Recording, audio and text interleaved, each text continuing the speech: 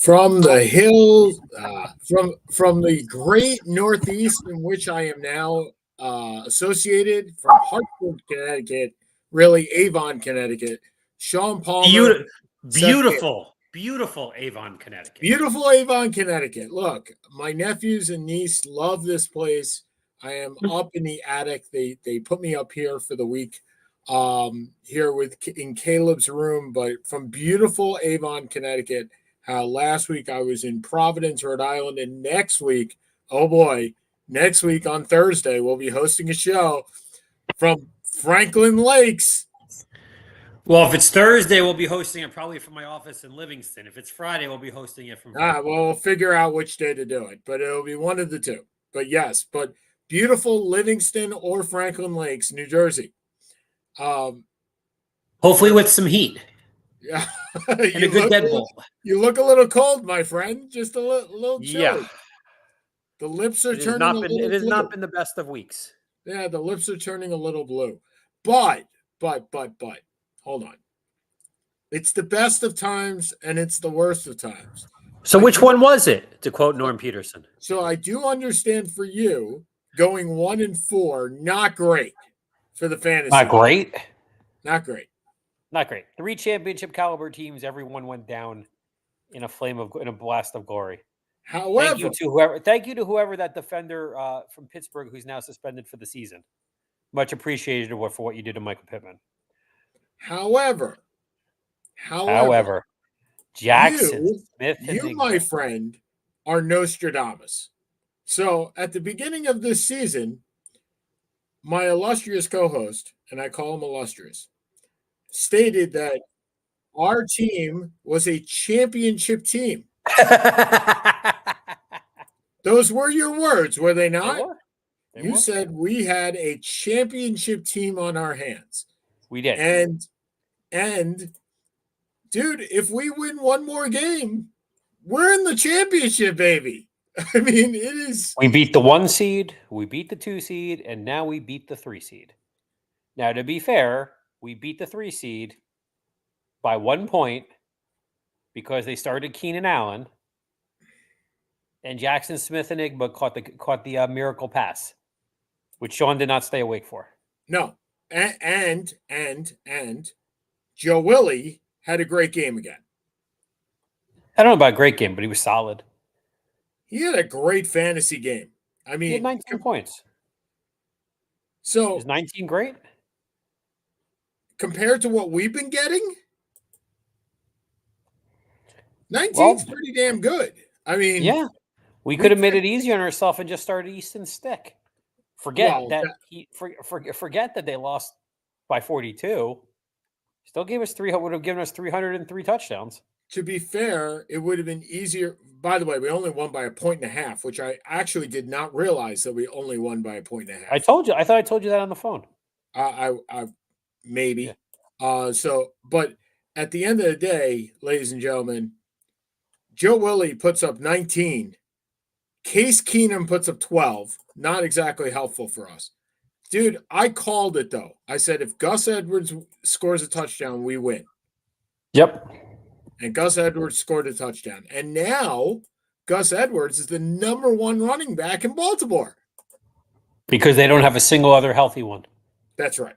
And they signed Melvin Ingram yesterday again. So, I mean, look, maybe we should probably stop starting Marquise Brown. Do you have anybody else we can start at this point? We do.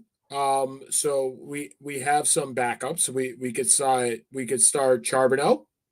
Oh, Olave will be back. Or Rashawn Johnson.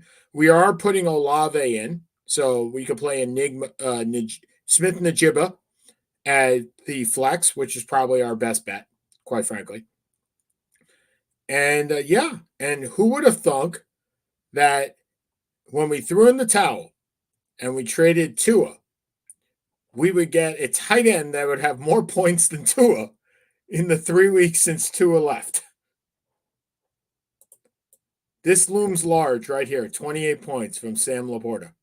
Unbelievable. So, this is the smallest underdog that we have. We're Yeah. underdog by 20 this week, you said. No, less. We're underdog. I think we're underdogs by 10. Jeez. What do It's we do with 50 such pressure? It's 55-45. Now, my question to you is quite simple. Do you have any doubt that we are protecting Sam Laporta now at $6? Because I do No. not. I'm done. As long as Jared Goff is their quarterback next year, I have noted we are underdogs by 13. Okay. That's one great Bailey Zappi game away. Or Easton Stick, whichever one we decide to start. I can't see starting Easton Stick this week against Who are they Buffalo. playing against? Buffalo Yeah, no, on probably. Who's New Saturday England night, against? or Flacco against Houston, or Bailey Zappi against Denver in Denver. Ugh. Not great. Well, By the way, I don't mind the Flacco, but the other two are not good. well, it wouldn't matter what Flacco was doing. We wouldn't mind the Flacco. We came with Joe Willie. We're going to leave with Joe Willie. I mean, that's where we are. By the way, I did go through the ESPN rankings today for our players. We do not have a top 25 quarterback. Nope. We do not have a top 20 running back. I'm surprised we have anyone in the top 25. Chuba Hubbard is 22. Okay. We do not have a top 10 wide receiver. But we have Hart. But we have the number 3 tight end and the number 3 kicker. So, I mean, we're ready. I mean, I'm all the. Well, it's funny. Typically, our defensive players carry us. Yeah, and this week they did not. They did not. I mean, we had a good one out of Bobby Wagner. He had an 8.5. But Zaire Franklin and Alex Singleton both had mediocre games at 4 points apiece. So, but you know what? I'll take it. It's a win, and we are one game away from playing. Wouldn't it be ironic if we played Nabate in the Super Bowl and Laporta had just a great game? And that would Into it did nothing. And Tua did nothing. That would be fantastic. I don't really know how that would play. Hold on, I'm not sure. I mean, you want to look past this week? Not really. And see where we're at, because I'm not sure that's a good idea. We've never actually looked past a week because we always thought that we were screwed in the week that we are. But if we're looking at Nabate's schedule for next week, he got the bot. I mean, he has to face Warwick this week, which is not an easy task for him. But if they do play next week, he's got Tua and the NFL schedule for week. What would that be? I think Miami has a tough game. I don't remember exactly who it is, but I think they have a tough game. So next week. Oh, by the way, next week, Joe Willie plays the Jets. That's not a good matchup for us. But Tua plays away at Baltimore. We like that one. Yeah. But Joe Willie at the Jets, look, the Jets may suck, but their pass defense is awesome. So, no. It would be ironic if we lost this week due to defensive players, as CJ Mosley we play against, and your guy, the middle linebacker for the Giants, we play against. Okirike or McFadden? Yeah, Okirike. So, but anyway, 1-4 for you, but your championship team, our team, your championship team, moves on. And so here we are, 1 week before Christmas, 6 days before Christmas for the Jolly Jews that we are. And let's roll through our favorite teams. And first of all, signing day today. So first, our favorite teams and what you would like to see under the tree for your favorite team. So first, let's go to Maryland football. I know you guys had a good prospect signings today. Good class. Yeah, we lost one big guy, Basham, who I think is going to Michigan.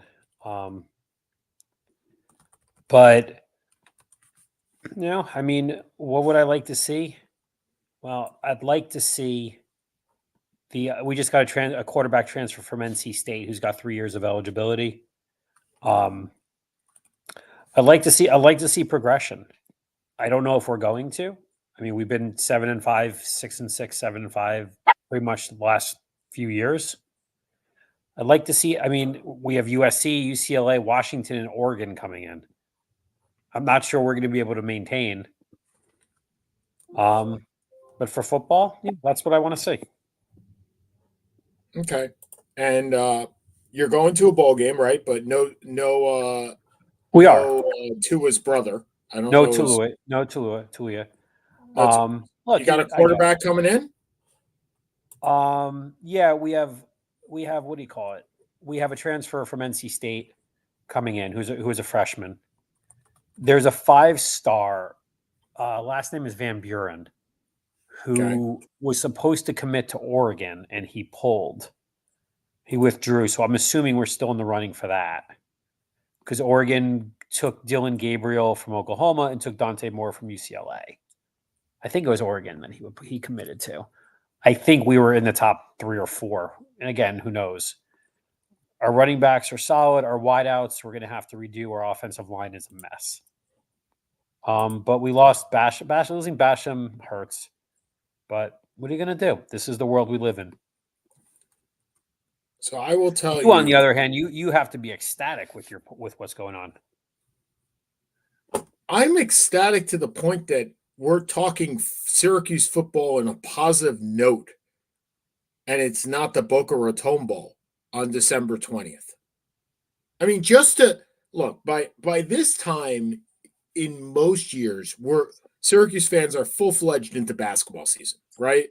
We have dropped the football hammer. We have said, great, we're going to a bowl game. We're 6-6. Who the hell cares? We're playing in Fenway Park or we're playing in Yankee Stadium, and Syracuse hasn't played in a legitimate, and I call it legitimate, bowl game in probably 20 years. And my buddy Casey Moffitt asked me the other day, for what other reason are there 64 bowl games except for compulsive gambling? And I really don't have an answer for him, Seth. I mean, other than compulsive gambling, why are there 64 bowl games? I mean, look, the good part, I will say the unspoken part about bowl games that both your team and my team experience is that if you do go to a bowl, you get 3 more weeks of practice, which you would not get otherwise. So going into next year, it is definitely a primer for next year. But I am stoked, dude. I have never seen. Now, granted, when I went to school, there were no real like fan boards. There was no internet like groups where we would talk about rankings and signing day and all that, especially if not for an ACC school or at the time a Big East school. We got a legitimate quarterback, at least for 1 year, right? Mm-hmm. We got a legitimate coach, we got a legitimate recruiter. I'm not sure we got a coach, but we sure as hell got 2 legitimate recruiters.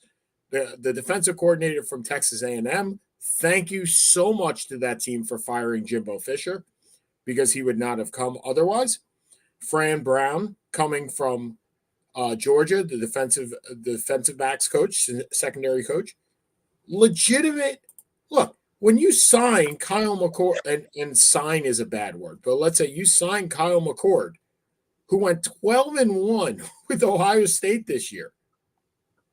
When you sign Fatty Diggs, who's an edge rusher from Texas A&M, when you sign James Hurd, who is a sophomore and coming from West Virginia, and then 2 other transfers, Zeed Haynes, a wide receiver, Jackson Meeks, a wide receiver, both 3 and 4 stars from Georgia. These are not competing with Temple. You have guys that have turned down Alabama and turned down Arkansas to come to Syracuse. Now, you and I both have that same idea. Why? I can't for the life of me understand it. That guy definitely puts on a good show if they're moving from Texas A&M to Syracuse. And I hope they're not moving for the tailgating. But otherwise, yeah, I'm pretty ecstatic. We have our first top 50 class since rankings started in 2006. Wow. This is That an is and if you take the and that's just so when I say rankings don't include transfers.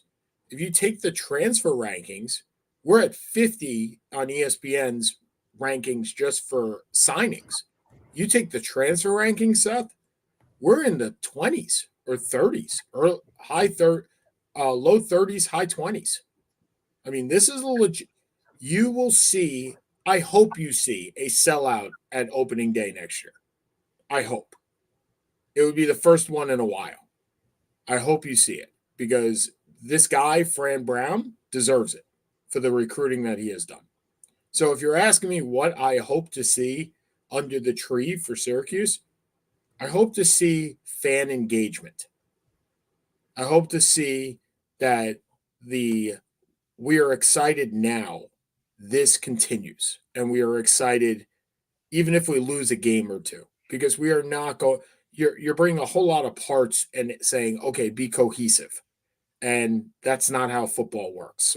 Definitely not college football. So I hope the cohesiveness starts and continues, and this tacks onto itself. If you're looking for basketball, that's where I want some. I guess some. I don't know. Not motivation. Some incline in some improvement both from fan engagement and improvement from the team itself, consistency too, and no longer only a 2-3 zone. And by beating Oregon the other day, we're 8-2. We're on the precipice of top 25 for the first time in a while.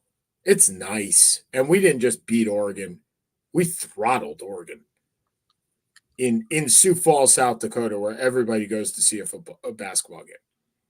So, what about your basketball team? What you looking at there? well, we're not looking at much for this year. I mean, look, the Christmas gift is Derek Queen, who's the number 2 center recruit in the country. We are the slight favorite. To get him. It's us, Indiana, Houston, and Kansas. Yep. But he's a local guy. He's a local kid. The people I know who are pretty knowledgeable in high school are not as big on him as the recruiting numbers are. But it would just be nice to feel relevant. And our team, we're 7-4, but we look terrible. We just barely beat Nichols State by 6 last night at home. I saw that. Yeah, the overwhelming Nichols State, 7th in the Southern Conference at 4-6, and that took until the last 2 minutes to put away.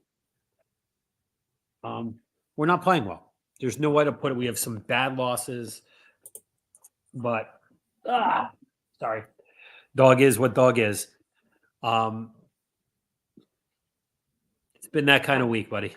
If it makes you feel any better, Crystal Ball has the prediction for Maryland. Yeah, I mean but we've seen this movie before.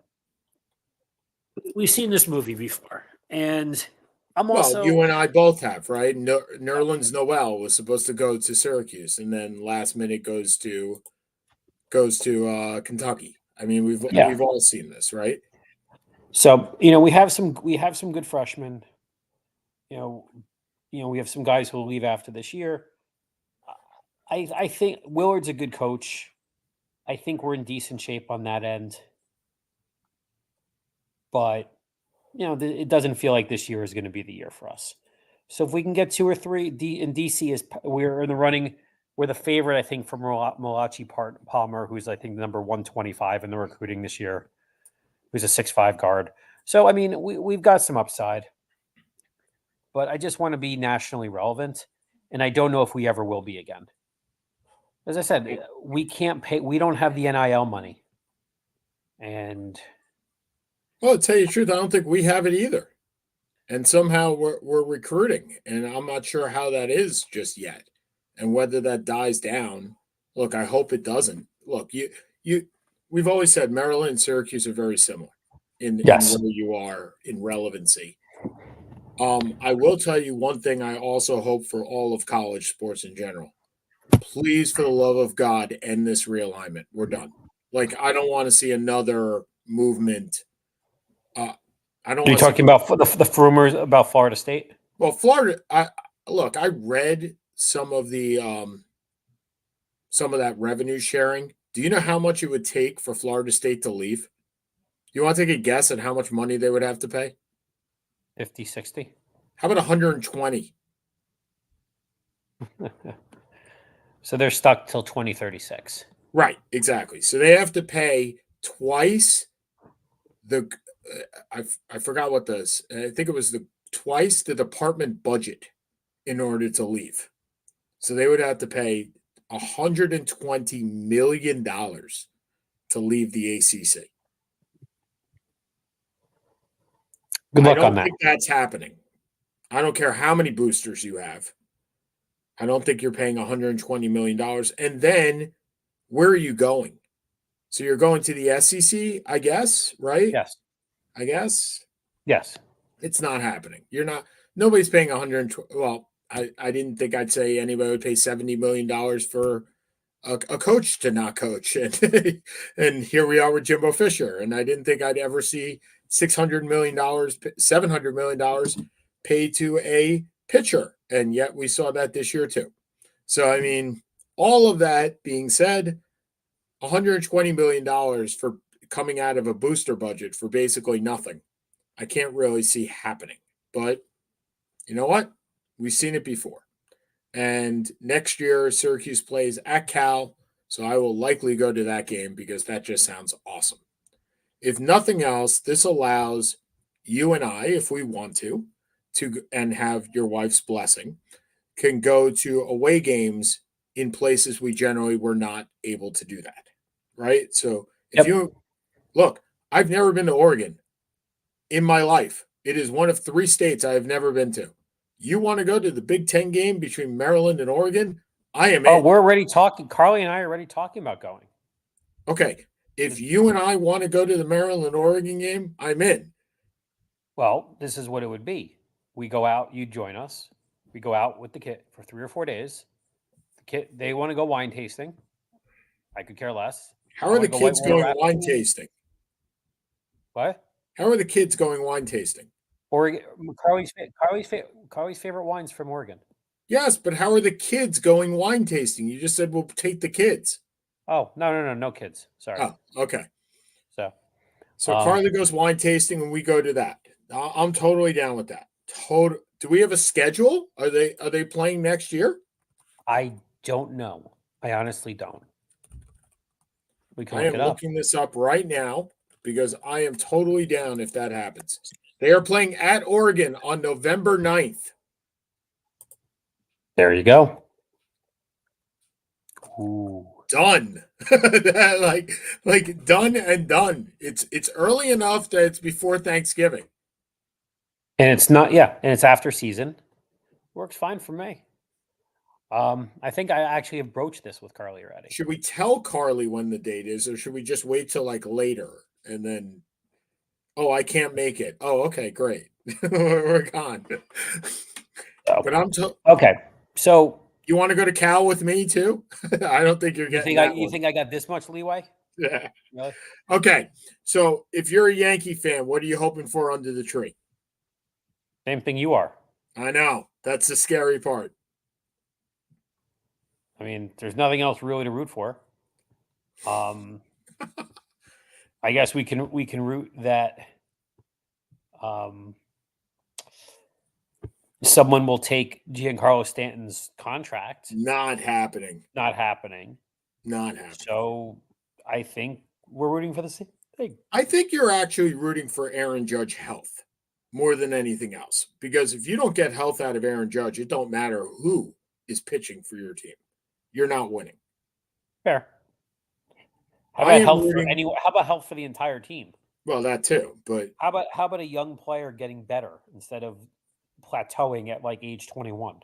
well, and I think that I will tell you more than you look, we both want Yamamoto. I get it. I think if I'm a Mets fan and I want something under the tree, it is growth by Francisco Alvarez and Brett Beatty because those guys are our catcher and potentially our third baseman for the next 10 years.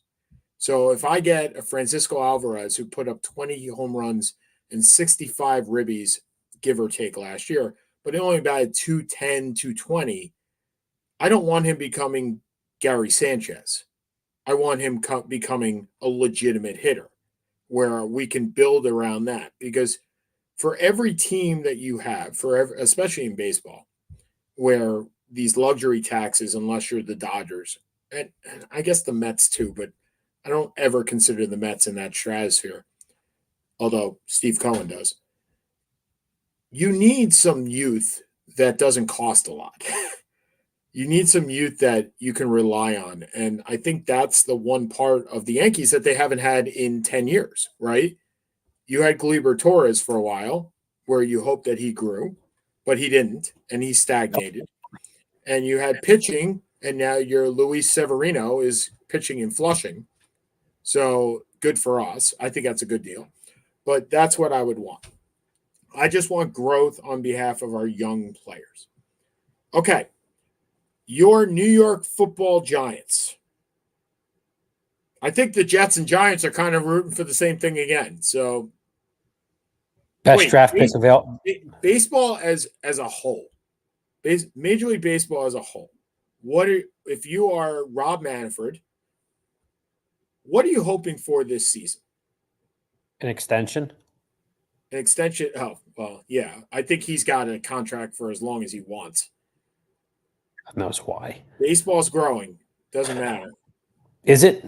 It is. Look, if you can afford in the demographic that they want it to grow in, is it growing?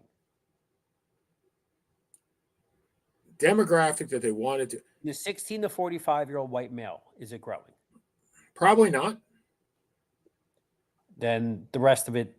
Look, there's a bubble that will burst at some point for baseball. Yes. The question is, how long will it take? And I'm thinking it's probably a 20-year bubble, 20 more years, and then it'll burst. Look, revenues are up, right? The game, I like, as much as I hate the pitch clock makes baseball palatable now for people, right? 2-hour game and you're out, maybe 220. You're basically in a Greg Maddux game every game now, as opposed to a Red Sox Yankees 4-hour game. But if you are Rob Manfred and you're hoping for something, I'll throw out 3 wishes for Rob Manfred.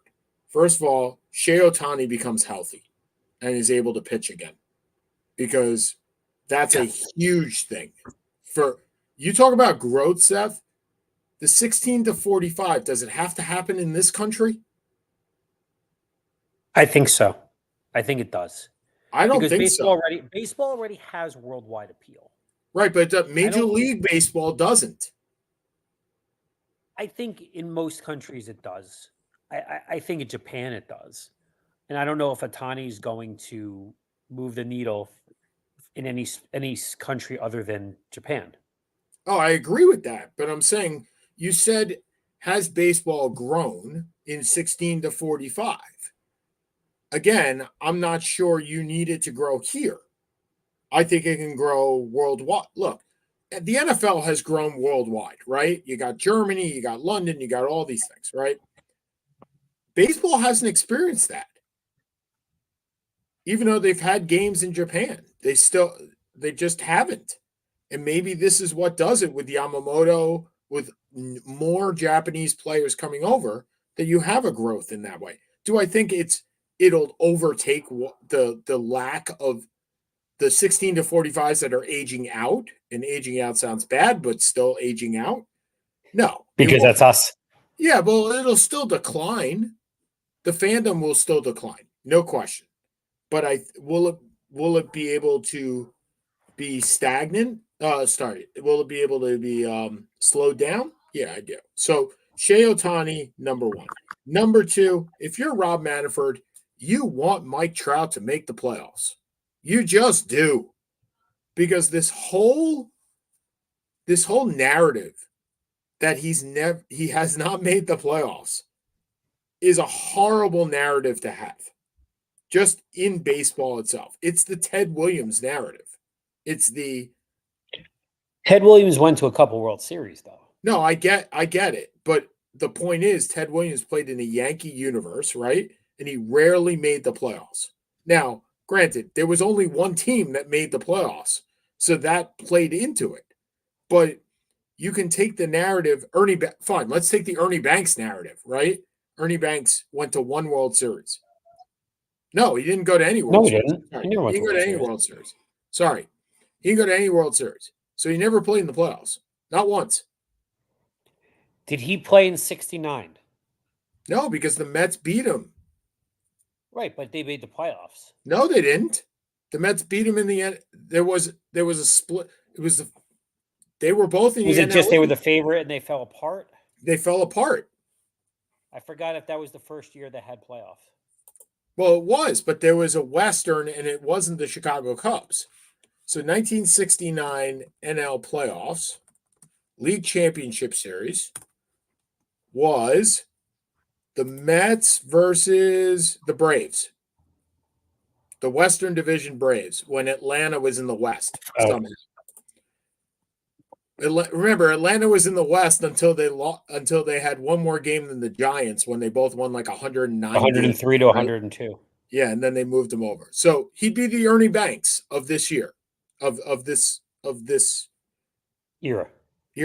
And look, he's got to make it at some point. Okay. Hold on a quick. I'll be back in 1 second. Yep. If I'm Rob Manfred, if there's one more thing that I want that the Yankees and Mets become relevant and not stagnant, and that Boston becomes relevant, because these big market teams, it needs to happen. Because if it doesn't happen, that's even more so that this is not going to be paid, and the sport will not grow. So here's hoping, right? We need certain things to happen for the sport to grow. That's one. Okay. Oh, Seth's not back. All right. Yeah, I'm back. All right. The dog is going nuts. All right. So now we'll move on to the NFL. Okay. So if you are Roger Goodell, we're not going to go Yankees, Jets, Giants yet. If you're Roger Goodell, you got your new contract, so you don't need that for Christmas. What do you want under the tree?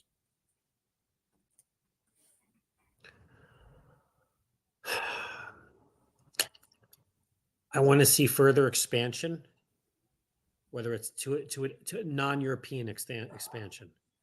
Wait, you want non-European expansion? I want not expansion per se. I want to see some games in some other areas that are not Western Europe. I want to see international. I want to see the progression of the sport on a worldwide capacity beyond Western Europe. So they're planning a game in Brazil next year. Right, that's what we heard. You're right. So that goes to what you want, right? I think it makes sense. I mean, I think an Australia game would be fantastic. It would. I think also we need this stream. They need to streamline the officiating. It's just a mess. I don't know if it's a mess. I don't know if it's a mess because we have because it's any better or worse than it was previously, or it's because we have better access. Yep. To things. Yeah, we have every angle under the sun, right? Because remember, let's go back 20 years when you only had one camera, right? And you didn't have angles, and you didn't have the camera on the pylon, and you didn't have the camera in the back of the end zone, and the top camera and the side camera, right? And you had instant replay for the first time. And you were just happy enough to have instant replay with one camera to make as good a call as you could. Now, there is is no such thing as the right call. None. Either way, there's no right way. And quite frankly, I'm not sure what you want as far as streamlined officiating, because there's always, if the judgment on the field needs to be conclusively overturned, that means the judgment on the field, no matter what, is 95% of the way there, right? And that's human error. So you need to be that 100%. Actually, I'm sorry, it's 99% of the way there. You need to make that error in that 1% that it can be completely overturned 99%. And I'm not sure there's any way to that everybody will be happy with that, no matter what. I think one way is to certainly put a tracker in the ball. I think that's something that could easily be done, right? What crosses the goal line? I got a tracker in the ball. That makes perfect sense to me. Yeah, it's like they have in soccer with VAR. Right. Why not do that? I've never quite understood when the technology is there. If I am Roger Goodell, I want Jim Harbaugh in the NFL. I think that will make it more popular in certain places. It'll certainly add some talking points, right? Truthfully, I think I want Deshaun Watson healthy, because it doesn't matter. He's going to play anyway. So he's always going to be that question. So you might as well have him play. And I want Marvin Harrison to go to a team like I want Kyler Murray to stay in Arizona and Marvin Harrison to go there. Because I want the. I think that's. Well, I think I'll be honest. I think that's going to happen. Well, that's only going to happen if the Bears take a quarterback. Right? The Bears don't. No, take there's only a one game differentiation at this point. Well, between them and New England, not between. Right, so I'm just saying, you sign these big deals, right? The last thing you want, if you're Roger Goodell, is to be talking about dead cap money. The last thing you want is a $50 million dead cap on somebody. And look, the talk last year was Matt Ryan's dead cap number, and which was like $40 million. You don't want that to be what you talk about during free agency. You want actual free agency to matter. If I'm the Jets, I want a new Achilles tendon for Mr. Rogers. I want a first-round pick that matters, and that is on the offensive line, because damn, Broderick Jones would look nice. And I want the team to have meaningful games in December. It's just meaningful hard. Meaningful games or game. One would be fine. One would be fine. So, all right, if you are the Giants, what are you looking for here? Besides a new offensive line. Well, it's not quite as much a question of a new offensive line. It's Evan Neal living up to his draft status, which obviously he has not come close to doing. He'll have one more year to do it for the most part.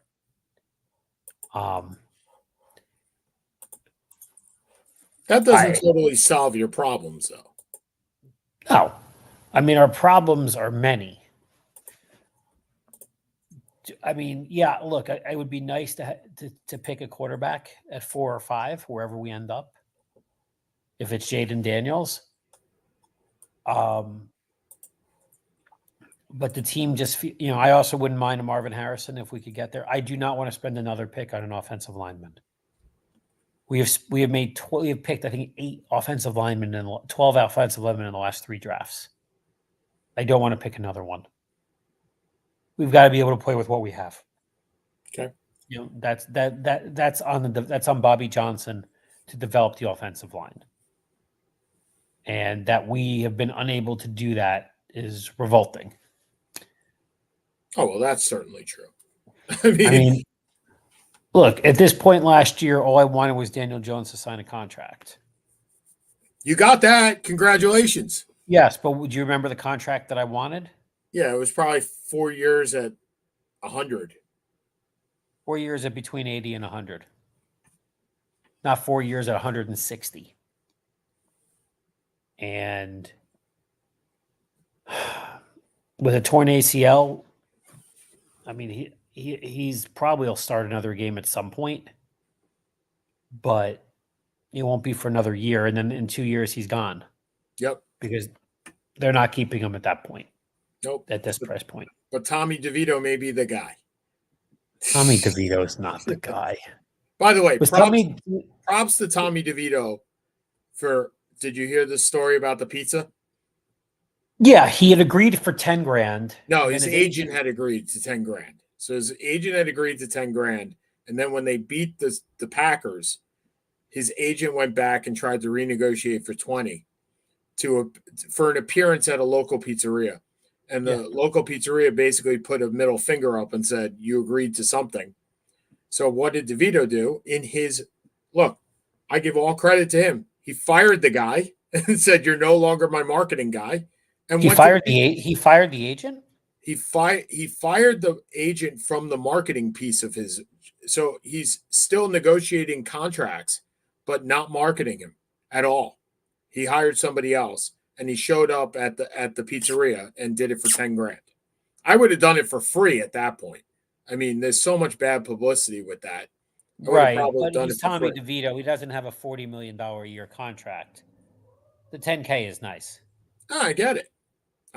Look, 10K is nice. 10K is nice. I get it. All right. So we got 2 more sports ahead of us. If you are Adam Silver, I will tell you, if I am Adam Silver and I am hoping for something under the tree, I got a couple of things. 1, Ja Morant stays out of trouble. Ja Morant may be the most marketable player in the NBA.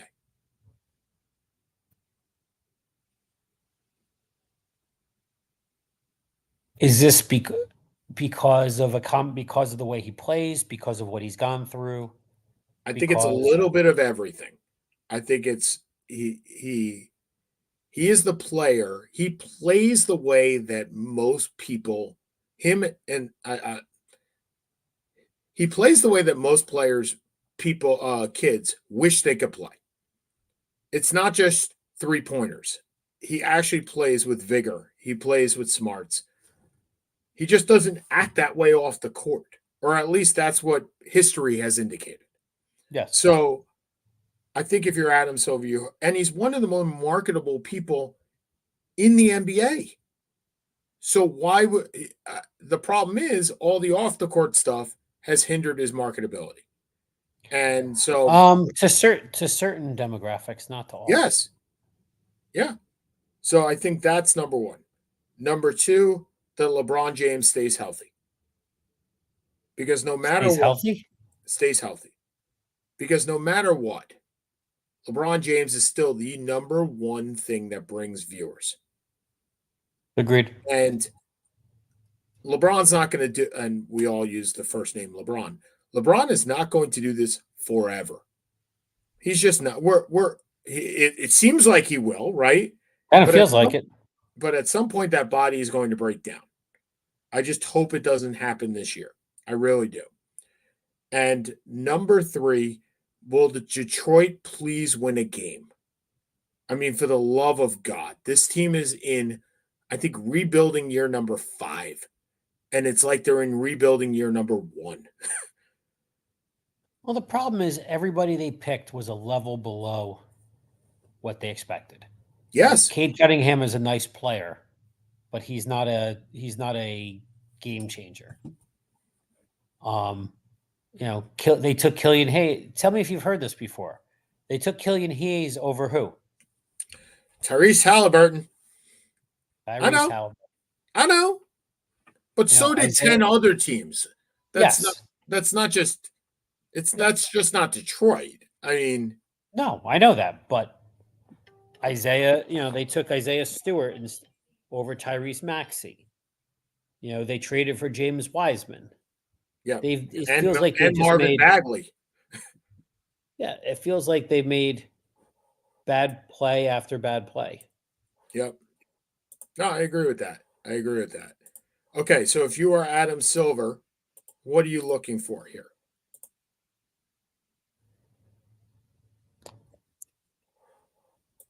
I think he'd like to see Milwaukee go to the finals.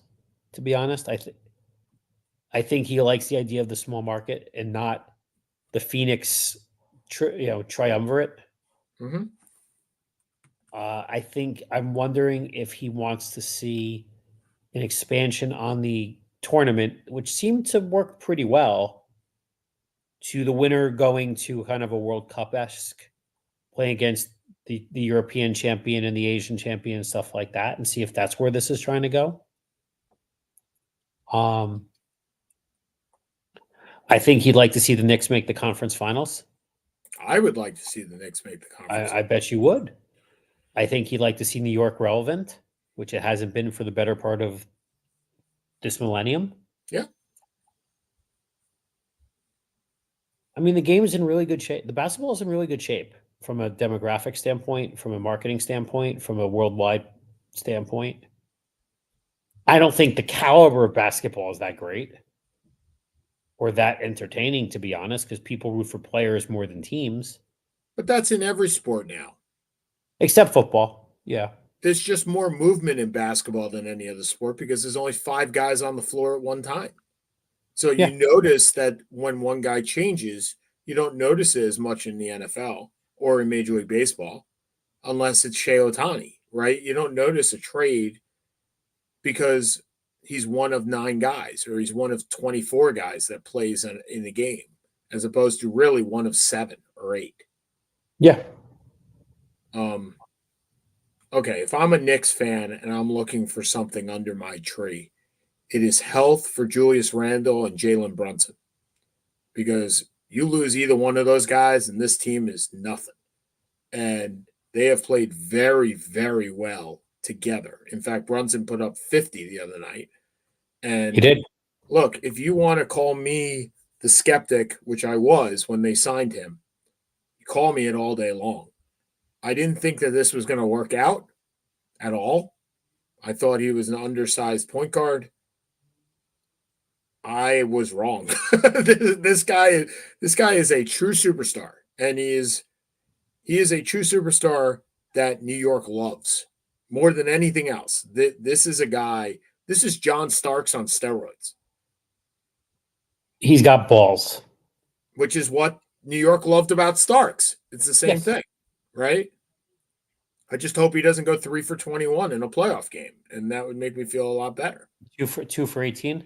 2 for 18 from 3. 3 for 21 from the floor. Well, look at the bright side. If that's the comparison, that means you're in the NBA Finals. Yeah, and if that guy is taking 18 threes, we got a bigger problem because he's not a three-point shooter. No. I will also want the Knicks need to make a trade at some point, and that needs to be each year that they don't make those trades, those draft picks go down in value. They need to make that superstar. Now, I'm not sure who that is. And maybe in a couple of weeks we'll go through the league and see who might be traded because now we're up to that December 15th date where things can get a little bit more juicy. Donovan Mitchell maybe. Darius Garland perhaps. If you're just looking at the Cavs. But now is the time. And if you are a Nets fan, which you are, you're no longer a Jazz fan, you're now back to the Nets. What is your Jazz fan? Well, I gave you the Jazz 1 year. I gave you the Jazz 1 year. I gave you the Bucks 1 year. So you did. I forgot about that. Moved to Brooklyn, my team. Ladies and gentlemen, when the Nets originally moved to Brooklyn, Seth lost his New Jersey-ish.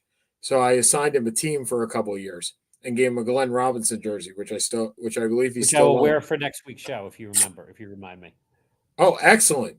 Well, Carly won't be anywhere around, right? Because she hates that jersey. He hates that jersey more than anything else. Okay, so if you're she would probably rather see me naked. Maybe, maybe not. That will not happen on the show. So No, if you're a we're Nets not that fan, desperate for ratings. if you're a Nets fan, what are you looking for besides just growth? Yeah, I mean, you're looking for a way to get a superstar, and I don't think there is one out there for them. They don't. I mean, they have some picks because of the Harden trade and the Irving trade and these trades, but they're not. You have what feels like a legitimate number two in Bridges for a really good team. Yeah. You have some young talent. Cam Thomas can score. Cam Johnson can shoot threes. They're hanging in. They're about 500, and they've had a couple games they could have won. But you're the star away, and you look at Milwaukee with Giannis, and the Celtics with Tatum, the Knicks with Brunson, the Cavs with Donovan Mitchell or Garland. Well, I was about to say, is that Donovan Mitchell? Yeah, but the question is, what are you going to trade? You're not going to give up like we've seen this movie before. You're not giving up Rudy Gobert numbers to get Mitchell. And is Mitchell going to move you to a potential conference final? Or do you need a bigger guy to do that?